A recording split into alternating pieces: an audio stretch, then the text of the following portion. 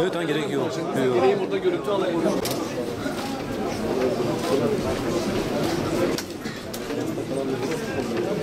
İhanet şebekelerinin ve onların işbirlikçilerinin imha etmek istedikleri, tahrip ettikleri, yok ettikleri eserleri, değerleri bir bir inşa ediyor, ihya ediyoruz. Sur'u Allah'ın izniyle yepyeni, çok daha güzel bir şekilde her alanda inşa ediyoruz.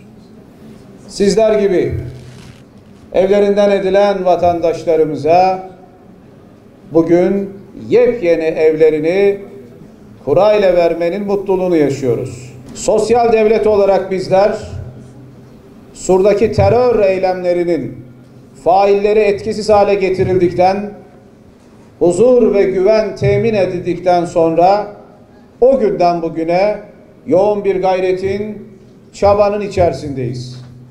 Her geçen gün hamdolsun bir yeni güzelliği tamamlamanın, paylaşmanın da mutluluğu içerisindeyiz.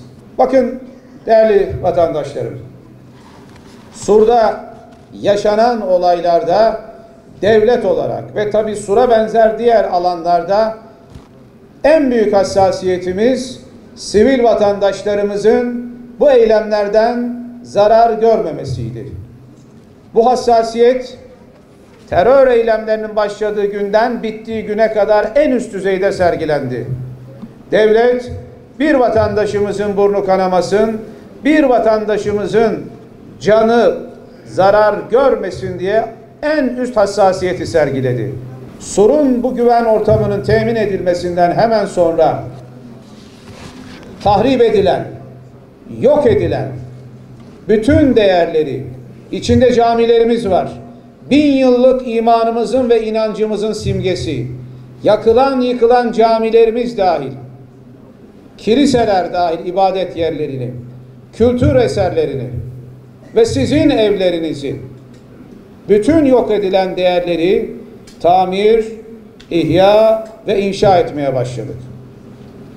Çok hızlı bir şekilde bugüne kadar bu çalışmalar geride bıraktığımız yaklaşık 2,5 yılda sonuç vermeye hamdolsun başladı. Bunların hepsinin tanıkları sizlersiniz.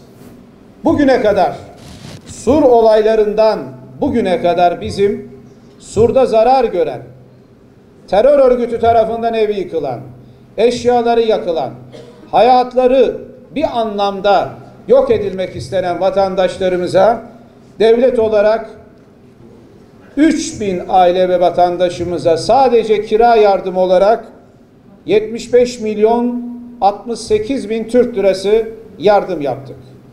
Her ay bu kira yardımı devam ediyor.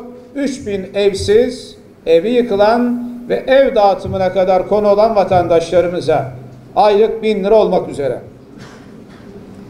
Bugüne kadar yine evi yıkılan ve eşyası böylelikle her haliyle yanan ve yakılan vatandaşlarımıza 17 milyon 999 bin liralık eşya yardımı yaptık. Yani 18 milyon. Değerler tespit edildikçe bu yardım yapmaya devam ediyoruz. Yine Sur içinde mağdur edilen esnafımıza 3 milyon 400 bin Türk lirası doğrudan dükkanındaki malzemesi için yardım yaptık.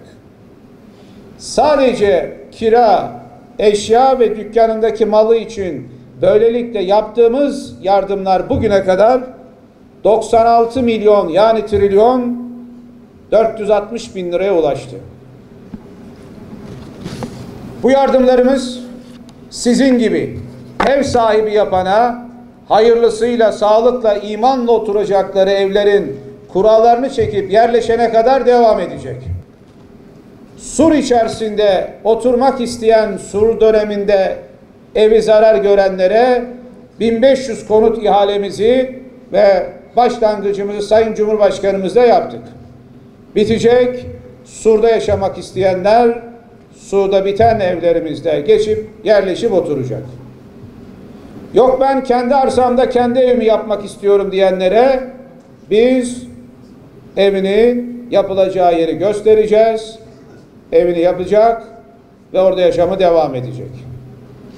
Hayır, sizin gibi Sur'da artık değil de toplu konut idaresini yapacağı evlerle Üçkuyular bölgesinde veya çöl güzelinde yaşamak isteyenlere de biten evlerimizi peyderpey teslim edeceğiz. Bugüne kadar Üçkuyular'da 3465 evi bitirdik. İşte sizinle birlikte bugün 795 evinde kurasını çekerek inşaata yerleştiriyoruz.